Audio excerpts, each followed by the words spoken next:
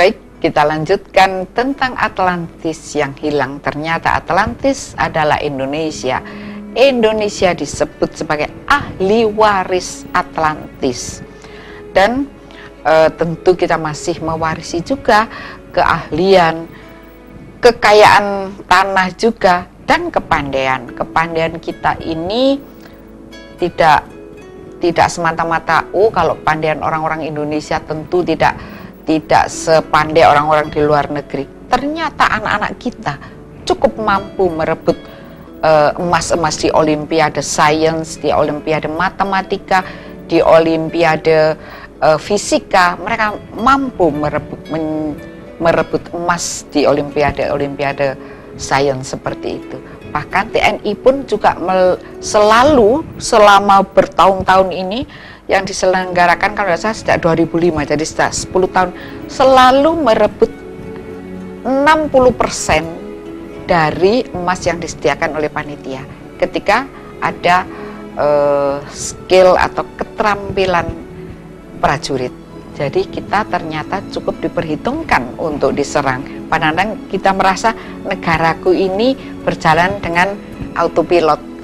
Jadi kalau pesawat dengan autopilot ya, aduh itu ada lembah, aduh kok rasanya mau turun, nah nanti selamat lagi, tunggu selamat. Negara kita ini luar biasa sekali. Dan bicara tentang bangsa yang besar, bangsa Atlantis, kita juga pernah mendengar bahwa ada bangsa yang besar, suku bangsa, ras suku bangsa yang luar biasa, pintar luar biasa, jujur luar biasa, pandai, adalah bangsa Arya. Nah, siapakah bangsa Arya? Nah, monggo Ki Jati. Sebenarnya bangsa Arya itu ya kita juga, tetapi karena kita sudah lupa dengan diri kita sendiri, Arya kita, sehingga cap Arya itu justru dimiliki oleh Jerman. Mereka mengklaim ya. Dan itu mereka tidak salah karena mereka sadar mereka itu dulu adalah keturunan satria yang hebat dari sini. Kurang lebih sekitar 200 tahun sebelum Masehi, ya, waktu ada bangsa Mongol mau menyerang Asia dan Eropa, waktu itu orang sini tahu meskipun belum ada radio, mendengar bahwa ini nanti kalau dibiarkan dunia itu akan hancur karena kanibal gitu ya. Akhirnya berangkat dari Pandaan, waktu itu Pandaan masih pantai, kira-kira sekitar 2002, tentara yang gagah berangkat naik lalu lewat Selat India, lalu Laut Tengah, lalu mendarat yang sekarang menjadi bangsa Uzbekistan, bangsa Jerman dan lain sebagainya. Maka dari itu Hitler itu yang terakhir 1 bulan sebelum Berlin runtuh, beliau sudah membuat pesawat kapal selam ya untuk sembunyi ke Stockholm dulu, baru ke dari Berlin ke Stockholm baru ke Afrika baru mencari di benua timur tempat nenek moyangnya, akhirnya di Asia sana. Akhirnya dia merubah nama menjadi kawin dengan Ibu Sularsih dari Sunda, lalu merubah nama masuk Islam di Surabaya itu. Akhirnya bukan orang Bali istrinya. Tempatnya di Bali tapi orang Sunda gitu waktu itu kawinnya. Lalu sekarang jadi dokter maka dari itu perang 10 November sebenarnya guru abloknya Inggris CS itu dompleng 10 November mau menyerang Surabaya itu mencari Hitler sebenarnya itu. Entah demikian dengan bambu runcing dan keris dan suan Pak Yai ya toh berangkat tanpa, waduh hebat bangsa kita luar itu. Biasa. Ya. Ada tambahan dari Pak Eko? Ya, kalau menurut saya begini, bahwa itulah kehebatan yang seharusnya terus dihembuskan kepada disemangatkan kita, generasi ini sekarang ini kan mereka sudah dimanjakan dengan teknologi. Saya melihat bahwa game-gamenya juga selalu game-game yang ke sana. Bahkan ketika saya melihat fenomena media massa, apalagi televisi, ini saya sangat bangga sekali dengan Dharma TV bahwa banyak televisi yang hanya mengejar rating, tetapi mana daripada tuntunannya yang sangat-sangat rendah sekali, hanya mengejar tontonan, tidak terlalu memberikan tuntunan. Nah, maksud saya sekarang banyak tontonan-tontonan yang disajikan ini justru kenapa sih rakyat cerita-cerita seperti Panji, cerita-cerita tradisi-tradisi kita, warisan leluhur itu malah selalu difigurkan dengan wajah-wajah orang-orang publik. Iya betul. Betul. Seperti itu. Ditayangkan ini ya memang barangkali anak-anak ABG sekarang senang gitu lihat, dan sebetulnya itu bukan kita. Iya, bukan pribadi kita. Bukan pribadi kita. Sehingga akhirnya kita tetap akan menjadi itu tadi yang tidak kita harapkan. Iya, orang yang Betul. Iya. Jadi memang untuk menghancurkan suatu negara itu ada 3 strategi. Satu, sejarah harus diporak-porandakan, budaya harus dihancurkan, dan komunikasi leluhur harus dipotong. Itu sudah teori kuno sebenarnya. Lah, ini kalau tidak kita sadari seperti yang disampaikan Mas Eko tadi itu, ya udah. Saya bukan karena ini di Dhamma TV ya. Terus terang aja, kami itu umpama mau menjual bibir saya kemana-mana masih laku lah di Jakarta ya. Tapi saya betul-betul cinta, saya terima kasih pada para Bante yang masih teguh untuk mempertahankan kebenaran, dan Bante tidak punya pamrih untuk kalau sedang berwacana dharma wacana itu tidak apa-apa. Orang kalau sudah baik tidak masuk agama Buddha nggak apa-apa. Lo itu kan jujur banget gitu loh ya. Sangat jujur ya. Umumnya semua itu sudah mengeluarkan biaya yang luar itu kan umumnya pamrih gitu loh. Harus ikut saya begitu ya. Tetapi Dhamma TV tidak mengatakan begitu, karena Dhamma TV itu mengatakan semoga kedamaian ini, kedamaian yang diciptakan oleh Dhamma TV ini mampu diserap oleh semua pemirsa sehingga semuanya menjadi damai di hati. Dan tentang bangsa Arya ini luar biasa sekali. Kalau kita di Jawa ini mengenal kata priyayi. Priyayi itu berasal dari kata para Arya dan Aryi. Jadi priyayi dari kata para Arya dan Aryi, yang artinya itu orang-orang yang orang-orang dari keraton ya, kalau gitu mungkin priyayi dari keraton sebenarnya bukan ya, tapi a gentleman, orang baik yang mampu melakukan dharma, melakukan hal baik tanpa pamrih. Ada penelpon, kita terima lebih dahulu. Halo, selamat malam. Halo, selamat malam. Penelpon kami persilahkan. Ya, halo, selamat malam. Selamat malam. Oh, inggih Pak Toto, silakan. Selamat malam, monggo. Saya mau bertanya kepada Jadi Kusumo. Monggo. Apakah yang di dalam Alkitab itu disebutkan tanah perjanjian itu berarti Nusantara Indonesia atau tanah Jawa? Matur nuwun. Inggih. Monggo. Jawabanipun singkat, ingkang dipun maksud nggih Indonesia sekarang ini.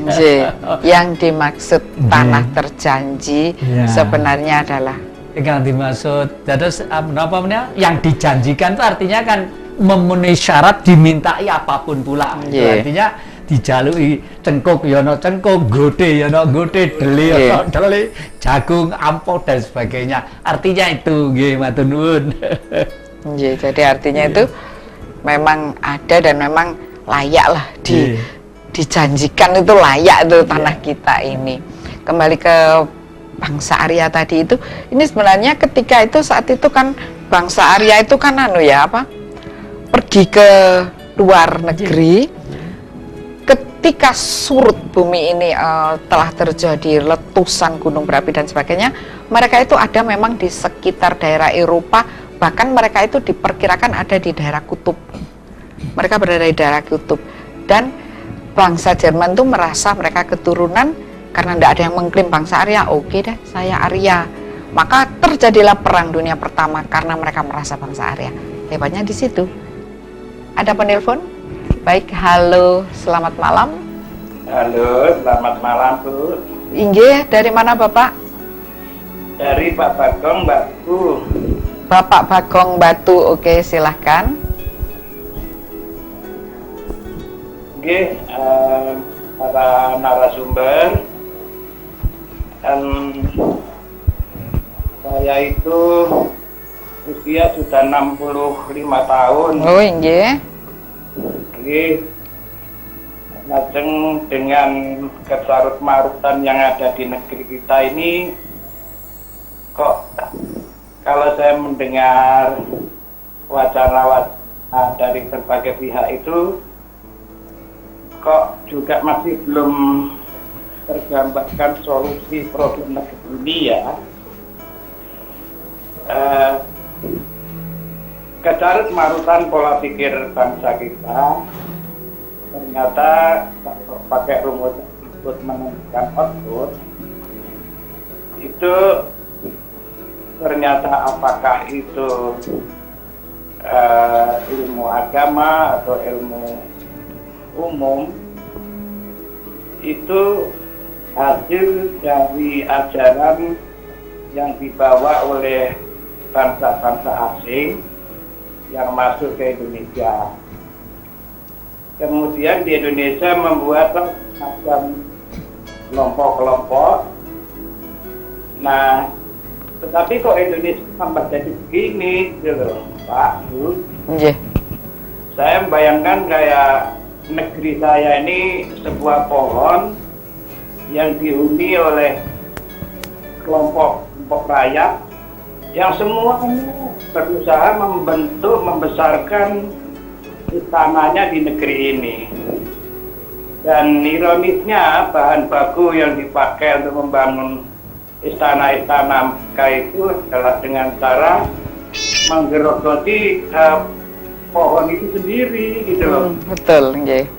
Nah, saya jadi kepingin gimana sih pemikir, para penganjur kebajikan, para penganjur kebenaran ini menemukan solusi konkret yang api dengan program kerja yang evaluatif dan substantif dengan masalah. Ya, kalau anak saya atau cucu saya tanya cuma begini loh, Pak, Bu, hari ini sebaiknya apa sih harus kita lakukan? Lalu besok apa sih? Kemudian setelah itu apa sih? Lantas apa? Terus goalnya kemudian Indonesia ini mau jadi kayak apa? Iya, nggih. Kira begitulah, mohon penjelasan. Nggih, matur nuwun. Nggih.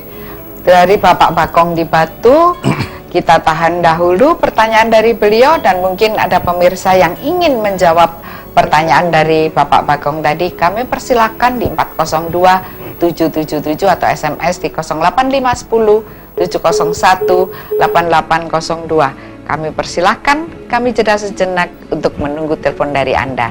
Kita jeda sejenak.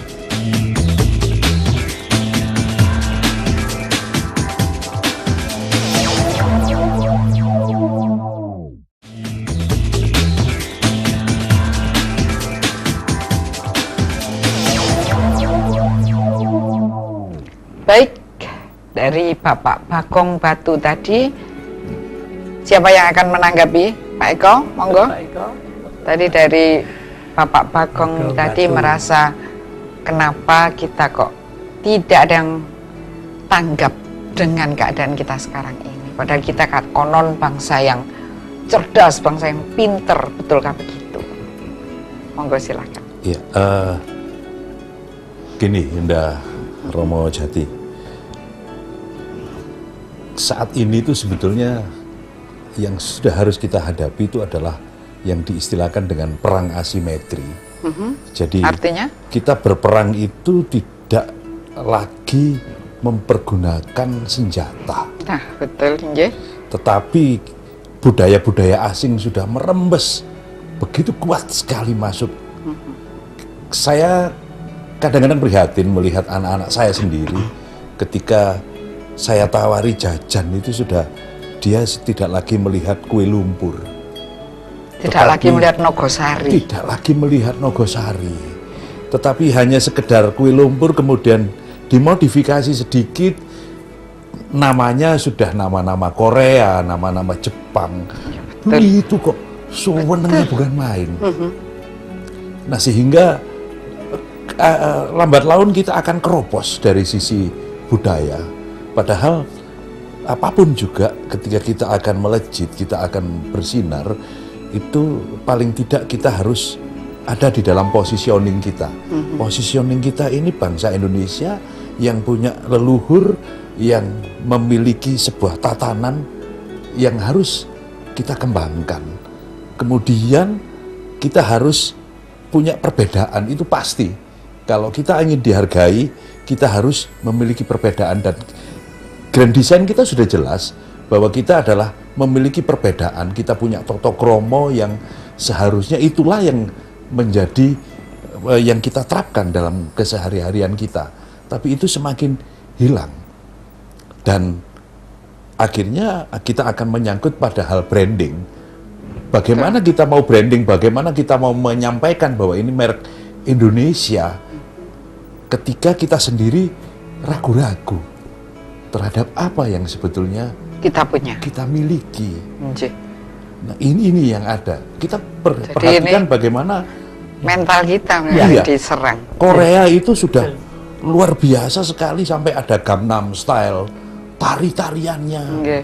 Nah, dulu kita sangat senang sekali ketika Gambir Ki Anom, Kusumo, ada teman-teman lama di Dewan Kesenian itu Nggih. bercerita tentang bagaimana Gambir Anom, kemudian bercerita tentang sampai yang Black Dot seperti itu.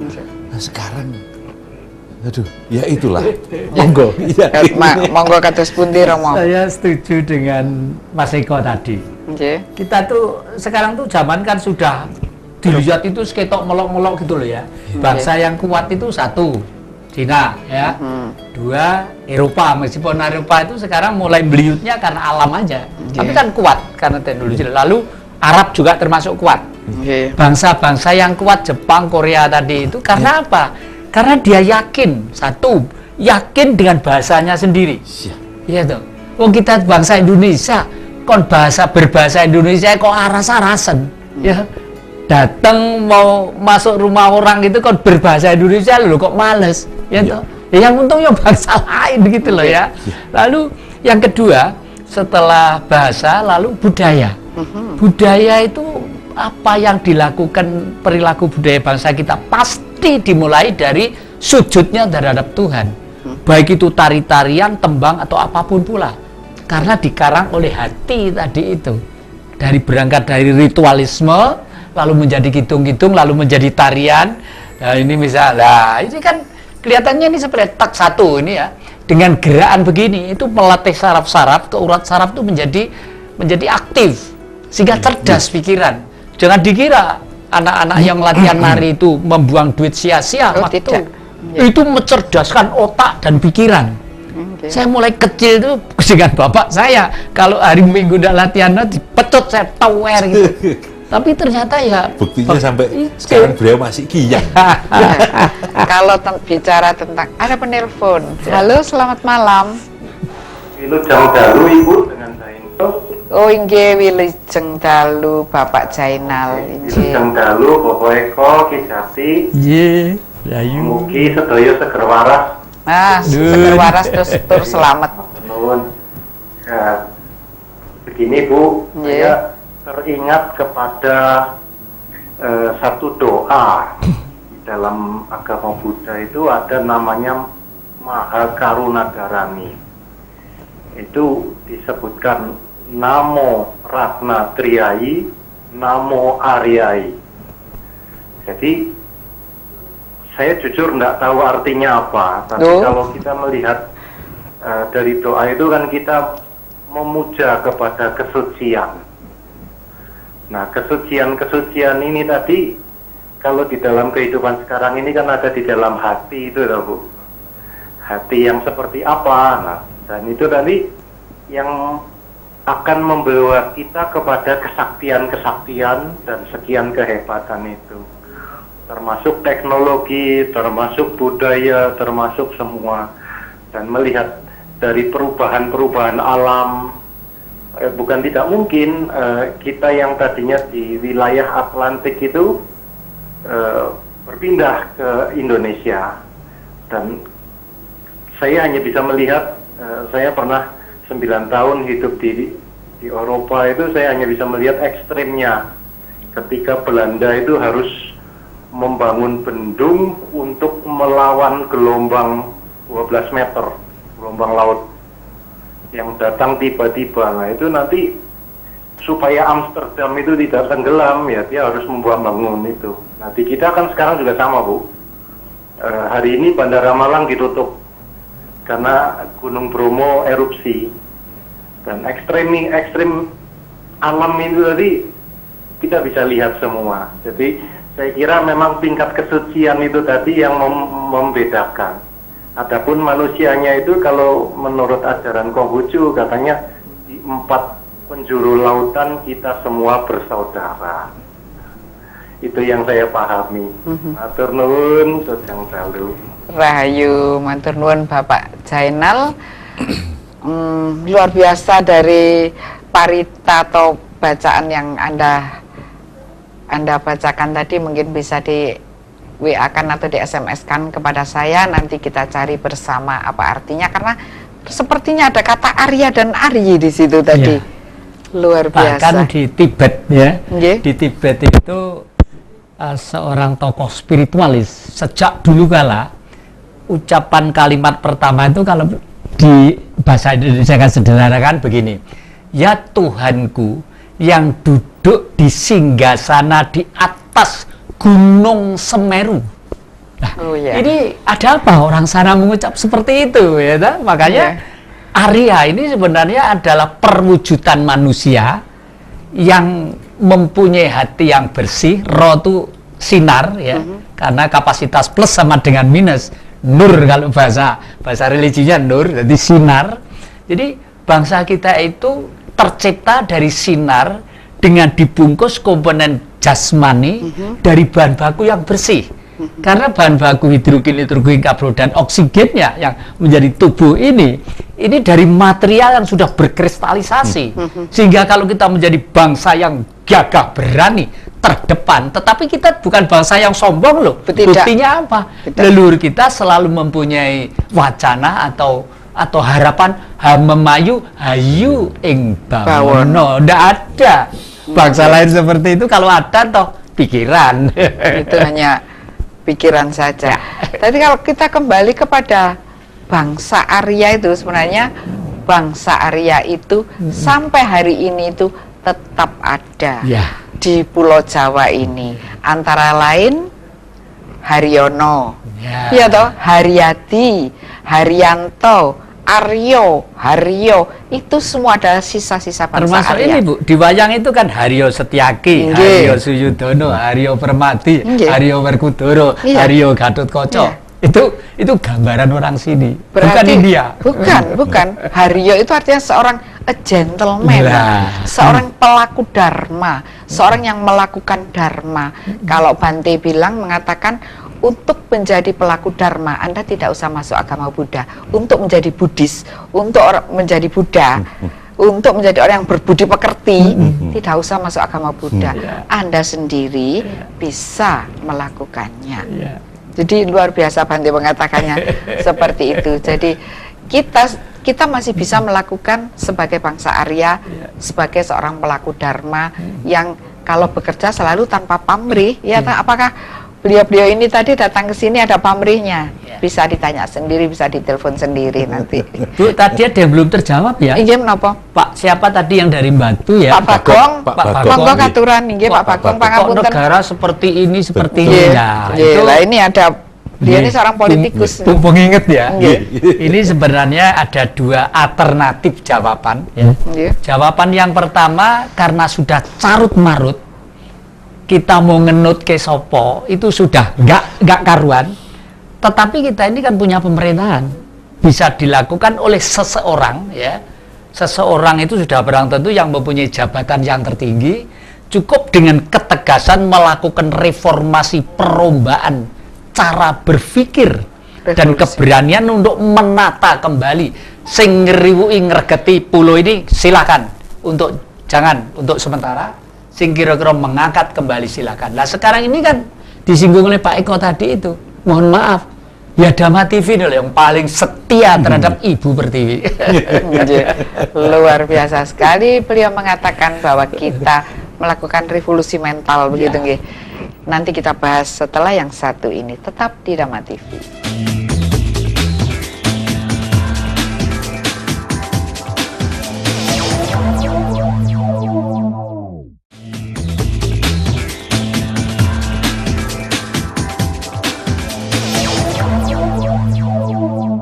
Baik keluarga Dhamma TV, sampai kita pada segmen terakhir.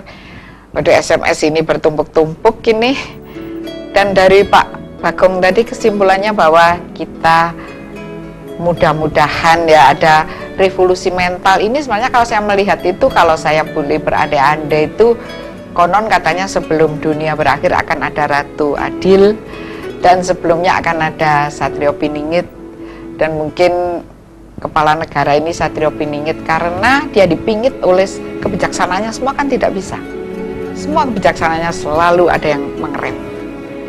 Dan bagusnya kita revolusi mental itu layak kita lakukan. Kita akan kembali kepada fitrah kita sebagai bangsa Atlantis yang sejati. Bukti-bukti sudah mengatakan bahwa kita adalah bangsa Atlantis. Kita adalah pewaris dari budaya Atlantis. Sebenarnya budaya Atlantis itu apa yang ditinggalkannya adalah seperti Dhamma TV ini, orang priayi, orang bangsa Arya yang melakukan dharma, melakukan kebaikan tanpa pamrih, tidak hanya just for money, tidak hanya duit, dan duit, tetapi kita perlu berpikir manusia untuk alam semesta. Mumayu hayuning bawono. Monggo Pak Eko, bagaimana tentang kesimpulan penjenengan pembicaraan kita? Ya, sebentar lagi kita akan masuk pada satu zona yang dinamakan masyarakat ekonomi ASEAN, dan itu masyarakat ekonomi ASEAN. Ya, jadi betul. Satu zona ASEAN di mana peluang yang paling besar, yang kenapa Indonesia dipacu untuk segera masuk ke situ oleh negara-negara yang lain ya. Karena kita memiliki kekuatan yang luar biasa, 40%. Iya. Nah, yang harus kita ingat, bahwa saya akan mengingatkan kepada pribadi saya bahwa kita akan mengajak, semoga ini adalah hal yang akan membawa bangsa Indonesia untuk lebih percaya. Kita tunjukkan bahwa kita bukan bangsa yang kerdil. Kita memiliki budaya yang tetap harus kita agungkan, yang tidak boleh luntur, dan kita harus tetap pertahankan. Jangan sampai kita akan menjadi bangsa yang tergerus, lama-lama hilang. Lama-lama nanti yang mana yang bangsa Indonesia ini? Betul. Nah, betul. Seperti itu. Kalau nama-nama kita ini nama-nama asli. Kebetulan nama-nama kita ini masih nama Jawa asli. Tetapi kadang-kadang kalau kita lihat, loh, yang namanya Anneke itu siapa? Ternyata bukan orang Belanda loh, dia orang Jawa, iya kan? Yang namanya Faisal itu siapa? Bukan orang Arab, bukan orang Turki, ternyata orang Jawa. Orang Jawa mempunyai inovasi ya dalam memberi nama anaknya itu luar biasa. Kadang ada orang yang namanya Washington, tetapi dia kulitnya sawo matang seperti kita. Luar biasa orang Jawa ini, pinter kita mencari. Memang itu kelebihan. Kalau tidak lebih, tidak mungkin bisa membuat nama-nama yang luar biasa tadi. Monggo Romo Jati mungkin ada pesan atau apa? Sedikit tambahan ke Pak Bagong tadi. Jadi kalau yang bertanggung jawab kepada bangsa ini tidak mengambil tindakan secara revolusioner ya, untuk segera menata kembali revolusi moral tadi itu, kembali ke kebudayaan yang sejati, nanti alam yang akan bekerja. Nah kalau sudah ini yang bekerja, walau alam bisa map, walau alam bisa map, air bisa bekerja, air bisa bicara, angin bisa bicara, api bisa bicara, tanah bisa bicara. Lah, tetapi sebenarnya bangsa ini sudah selalu diberi karunia. Buktinya apa? Di tengah-tengah akan diletakkannya teori kuno, ya, itu teori baru itu sebenarnya sudah hadir, apa? Pancasila. Iya. Dengan Pancasila buktinya apa? Satu, penggalinya Bung Karno mendapat 26 gelar doktor honoris causa Karena Pancasila itu. karena Pancasila. Di dalam ilmu teknologi, ilmu filsafat, ilmu ini dari Roma. Bung Karno kan orang Islam, Haji Akbar lagi, ya toh? Itu oleh Roma, oleh Paus diberi gelar bintang kelas 1. Duh, orang Katolik saja nggak ada yang seperti itu. Bung Karno mendapat bintang yang istimewa dari Roma. Artinya bahwa bangsa ini itu nggak minta loh, Bung Karno nggak minta. Bung Karno nggak milih apa-apa.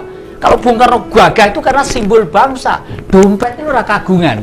Rumah yang tidak punya sampai hari nggak ini. punya Bung Karno itu. Ya jadi itu contoh bahwa apa yang hasil pemikirannya sesuai dengan tuntutan zaman di era modern itu. Lah, Ada penelpon, Pak. woi gitu ya. Kita terima sebentar, nggih. Halo, selamat malam. Malam Rayu. Rayu, nggih, Pak Toto.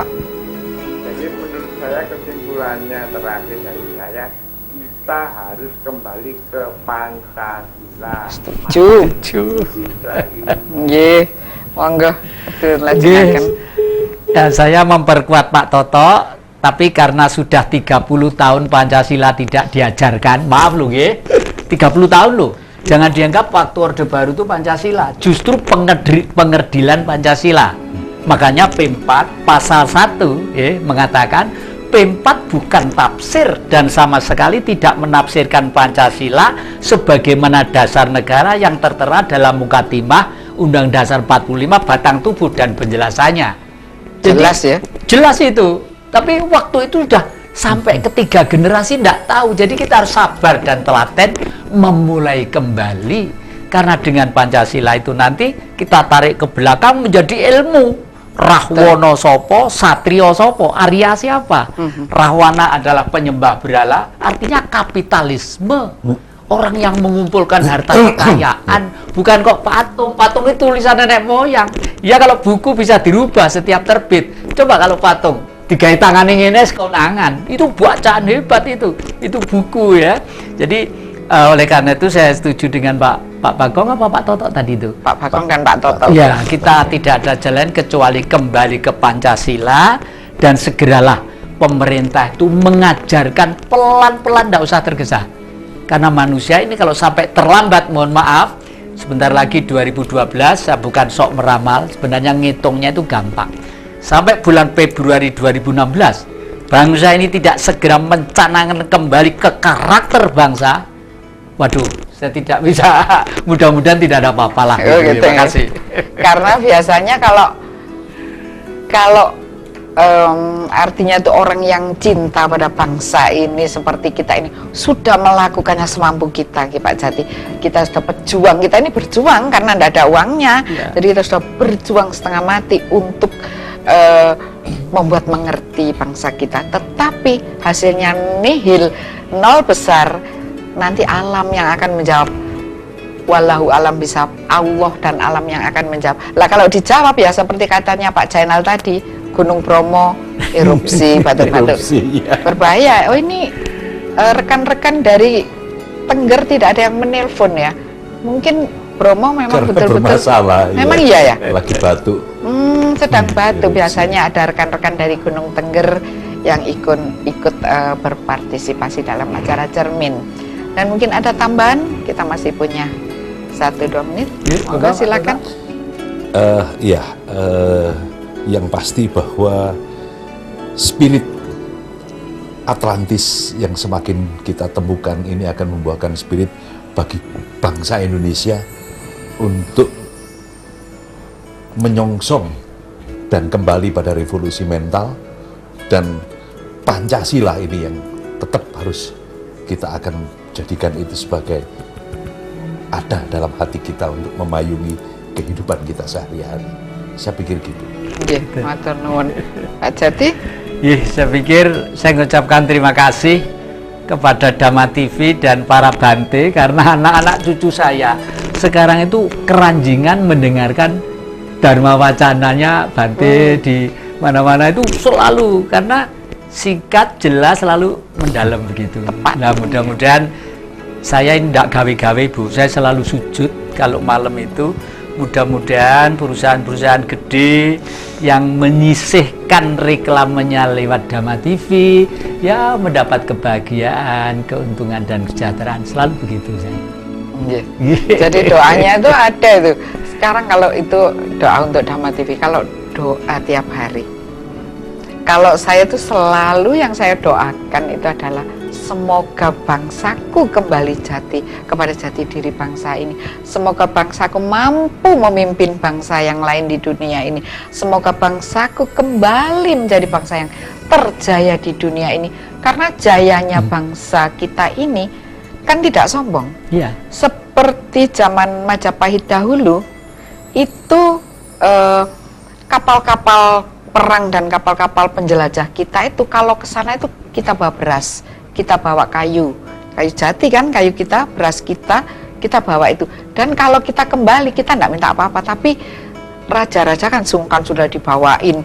Ini hasil bumi, rempah-rempah ini kayak gini, bio enae, rempah-rempah ini kalau dibuat makanan. Kita sudah diperkenalkan dari bumi surgawi ini. Maka mereka memberikan biasanya sutra, juga memberikan patung, memberikan hadiah souvenir, termasuk Doro Jinggo dan Doro Peta. Ya kan? Boleh ngicipin sedikit tentang zaman baru ya. Yeah. Zaman baru itu sebenarnya sudah hadir di sini berbentuk ilmu pengetahuan. Makanya setiap kitab suci itu selalu mendambakan, kalau Hindu sang Kalki, ya, kalau ini sang Buddha Adi Buddha, kalau Islam Imam Mahdi, kalau Nasrani Mesias, kalau Wong Jawa Satrio ini. Ya, sebenarnya pada waktu Bung Karno menggali Pancasila dengan ketuhanan yang Maha Esa, itu bahwa ilmu yang baru, semua tentang gaib pun rasional dan ilmiah, dan sudah ada di negeri kita. Saat ini? Matur nuwun. Saat ini? Saat ini. Luar biasa. Berarti harus kita undang lagi nih beliau ini untuk datang untuk menjelaskan bahwa telah hadir seseorang yang mampu akan membuka jati diri bangsa ini, membawa kita ke kedamaian sejati seperti Dhamma TV yang selalu damai di hati. Saya Hani Sonyaruri beserta seluruh kerabat kerja mohon pamit dan mohon maaf bila ada salah-salah kata pada acara kita kali ini, dan kita akan jumpa lagi pada Jumat yang akan datang. Rahayu, Rahayu, Rahayu.